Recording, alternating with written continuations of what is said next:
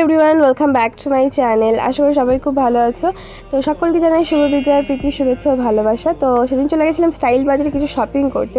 কী shopping করলাম সেটাই তোমাদের সাথে শেয়ার করবো। তো চলো শুরু করা যাক। ফার্স্টলি আমি দুটো প্যান্ট ট্রাই করি। প্যান্ট দুটো আমার খুব ভালো লেগেছিলো। দেন আমি ট্রাই করেছিলাম দুটো টপ, একটা ব্ল্যাক অ্যান্ড একটা ব্রাউন। দেন আমি ট্রাই করেছিলাম একটা গ্রিন কালার আলিয়া কাটের কুর্তি।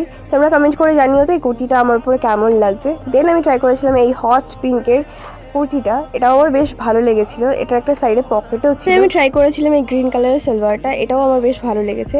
দেন আমি ট্রাই করেছিলাম একটা শর্ট কুর্তি, এটার ফিটিংসও আমার ভালো লেগেছে, বেশ কালারফুল ছিল।